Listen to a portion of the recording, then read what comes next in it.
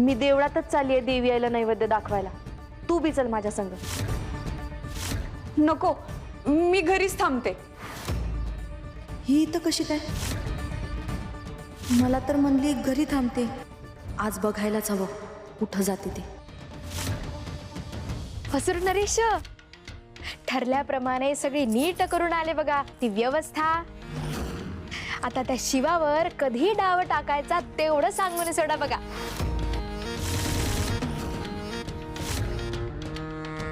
कधी नव्हे ते चांगली बातमी दिलीस.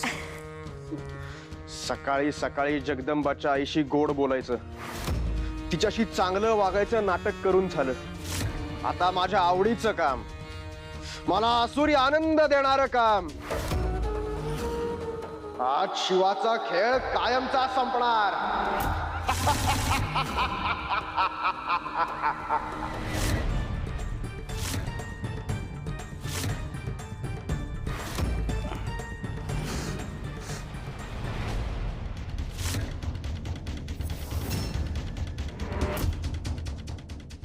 अय्यो, घात झाला रे शिवा, घात झाला. अम्मा, अगं काय झालं रडायला म्हणतो मी. अय्यो शिवा, तुझे आप्पा म्हणजे माझं कुंकू धोक्यात आहे की रे. अय्यो अम्मा, काय बोलतेस तू. काय झालंय अप्पांना. अय्यो शिवा, कसं सांगू तुला. त्यांना साप चावला की रे, अति विषारी साप. काय, कधी, कुठे. ते शेतात काम करत होते की रे, तेव्हा घडलं बघ सगळं. आता कुठे आहेत अप्पा. ते झोपवले बघ त्यांना शेतावरच्या घरात. अय्यो शिवा, आता काय करायचं रे. कसं आणि कोण वाचवणार रे त्यांना. तू तरी चल की रे शिवा, तू तरी बघ त्यांना. नभाजी एक असुर आहे. त्याला सापाचा दंश होऊन तो मूर्छित झालाय. कसं शक्य आहे. खरंही असेल काय सांगावं. नागलोकात एकापेक्षा एक जहरी नाग आहेत. मला एकदा जाऊन बघायला हवं. अय्यो शिवा, काय विचार करतोय म्हणते मी. चल की रे, चल लवकर. हो.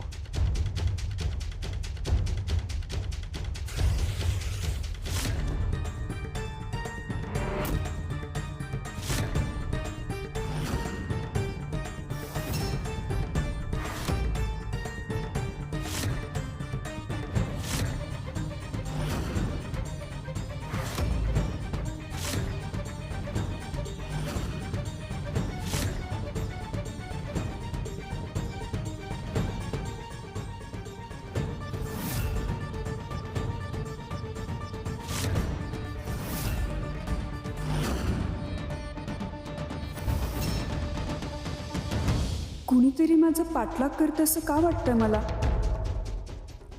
खरंच कुणी असेल का. पण कोण असणार. आईशी खोटं बोलून मी निघाले म्हणून माझ्या मनात असे विचार येत असतील कदाचित.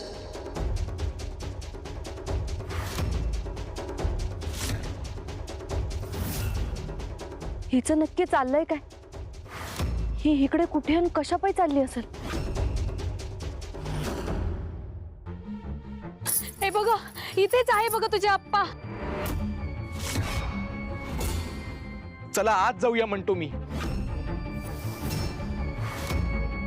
नको नको, तूच जा रे. मला बघवणार नाही रे त्यांची अवस्था. तूच जा बघ. ठीक आहे अम्मा, मी जातो.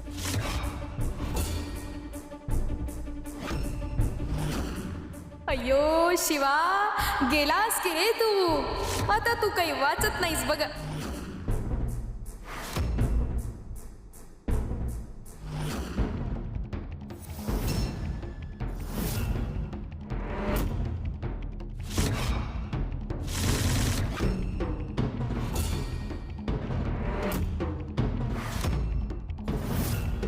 अय्यो असुर नरेश, ठरल्याप्रमाणे सगळं झालं की ओ. तो शिवा गेला की ओ आत.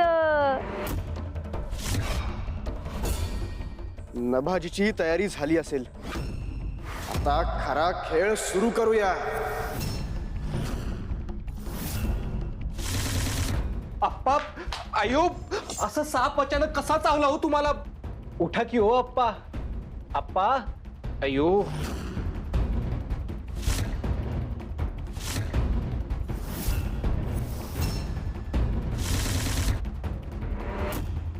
एक सर्वसामान्य मनुष्य असूनही तू माझ्याशी स्पर्धा करायला निघाला होता शिवा. आता भोग तुझ्या कर्माची फळं.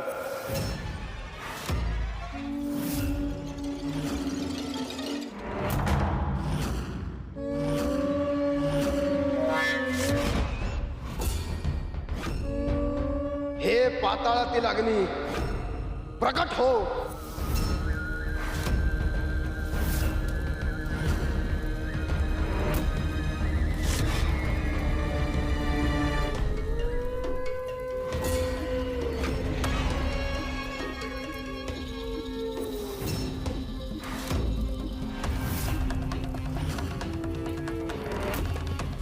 ही पाताळातली आग आहे. मनुष्यच काय, कित्येक देवांवर सुद्धा ही भारी पडते. त्यांची शक्ती क्षीण करते.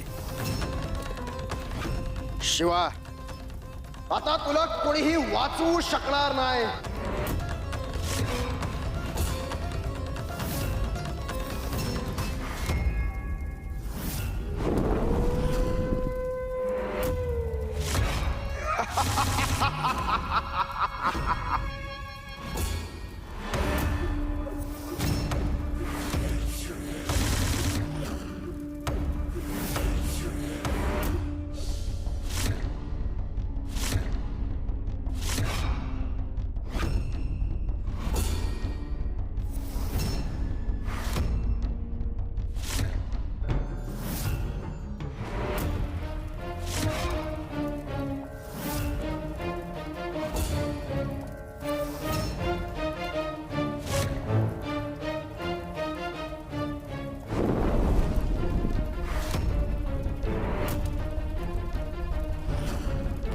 हे घर अचानक पेटायला कसं लागलं?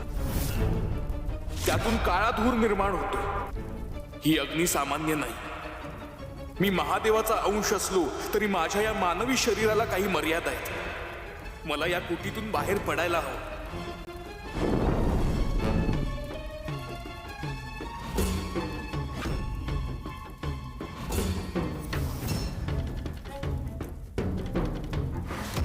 अयो, थांब की रे, कुठे चालला पळू ना.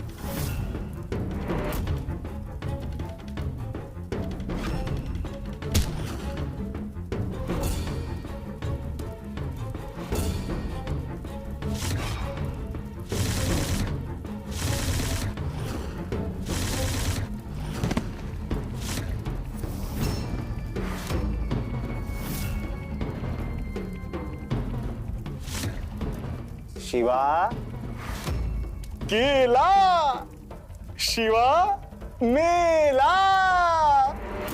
अयो, असुर नरेश यशस्वी झाला किंवा आपला तो डाव.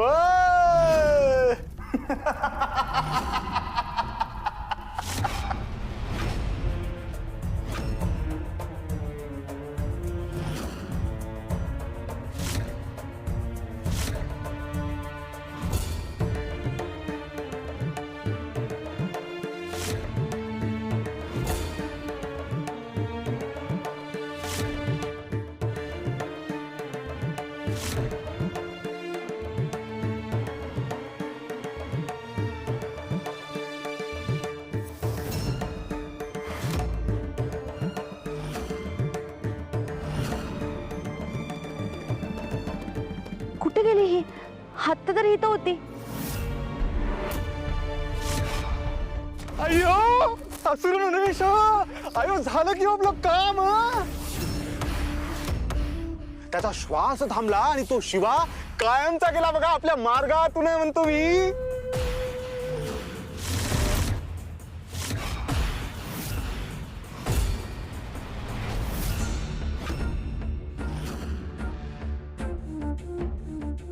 हे कसले संकेत मिळत आहेत मला? महादेवांची मला जाणवणारी शक्ती अशी अचानक गायब कशी झाली? हे काय होतंय? महादेव, महादेव, हे काय होतंय? प्रभू जटाटवी गलज्जलप्रवाहपावितस्थले गलीवलम्ब्य लम्बिताम्बुजङ्गतुङ्गमालिका डमड्डमड्डमड्डम निनादवड्डमर्वै शिवा माझा अंश तो धोक्यात आहे. त्याच्या मानवीय शरीराला असणाऱ्या मर्यादांमुळे तो धोक्यात आहे. पण या खेळात आता मी त्याला आणखी मदत करू शकत नाही. त्याला खऱ्या अर्थाने कुणी मदत करू शकत असेल तर आता ती एकच व्यक्ती आहे. ती एकच व्यक्ती आहे.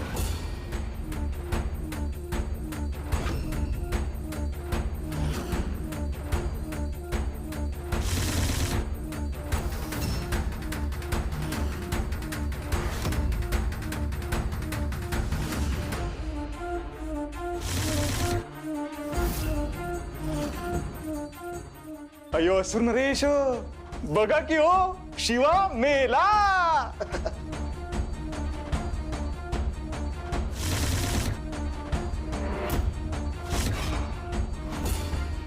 माझ्या मार्गात आडवा येणाऱ्याला हा महिपती कधीच सोडत नसतो. माझ्याशी हुशारी करत होतास तू. मला तुझी शक्ती दाखवण्याची हिम्मत केली होतीस. मी कोण आहे हे तुला माहित नाही. असुर नरेशांचा अंश आहे मी. माझ्या प्रत्येक योजनेत तू बाधा आणण्याचा प्रयत्न केलास. प्रत्येक ठिकाणी तू आडवा आलास. तुला काय वाटलं मी तुला असाच माफ करीन? अरे देव सुद्धा माझ्या समोर उभे राहू शकत नाहीत. आणि तू एक सामान्य मनुष्य असून मला आव्हान देणार? बघ बघ तुला कसं उद्ध्वस्त करून टाकलंय मी. आता तू परत कधीच उठू शकणार नाही. कधीच.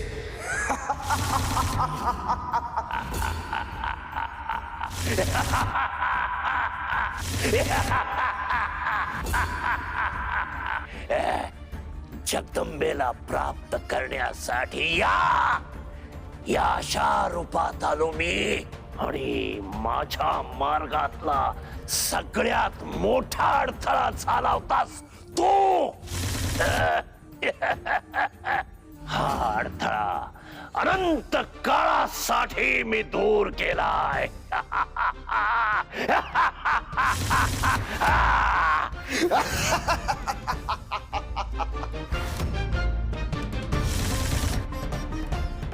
मी आता जगदंबाला प्राप्त करून असुर नरेशांकडे सुपूर्त करणार. आता माझ्या आणि तिच्यामध्ये कोणीही येऊ शकत नाही. कोणीच म्हणजे कोणीच नाही.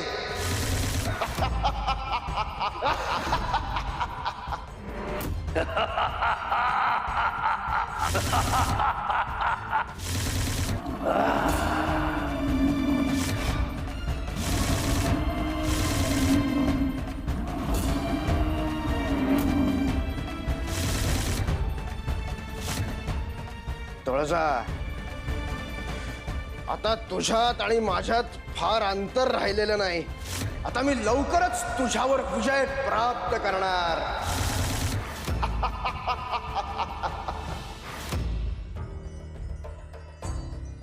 महादेव, का कोणास ठाऊक, पण आज मला प्रचंड भीती वाटते. काहीतरी अघटित घडल्याचं जाणवतंय. आजपर्यंत गावावर अनेक संकट आली. तुळजाईच्या आशीर्वादाने आणि तुमच्या कृपेने आम्ही प्रत्येक संकटातून काही ना काहीतरी मार्ग काढला.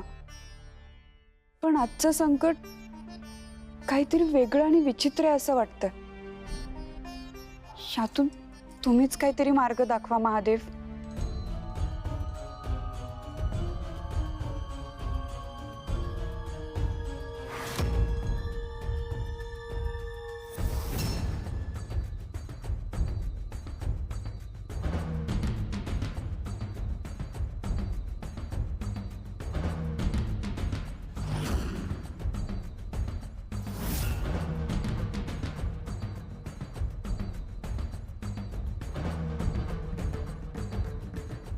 हा कुठला संकेत आहे? मी प्रत्येक वेळी इथे आल्यावर मनाला शांतता मिळते, शीतलता जाणवते. आज ही दाहकता का?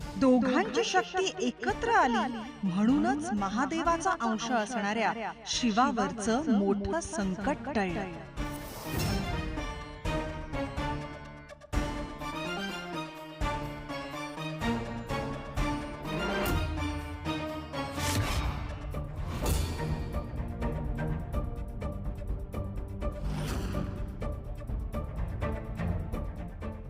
जगदंबा या गुहेत कशासाठी आली असेल?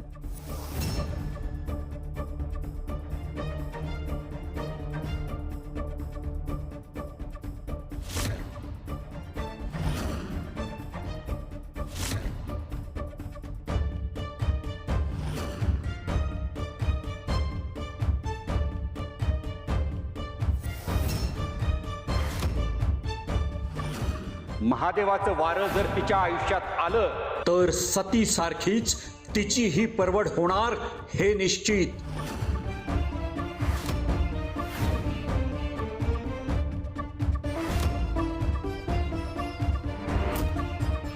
जगदंबाला एवढं बजावलं तरी बी तिनं इथं येऊन महादेवांची पूजा केली. महादेव, माझं तुमच्याशी काही वैर नाही, पण यदुबाबाच्या भविष्यवाणीमुळे पोरीची काळजी वाटते.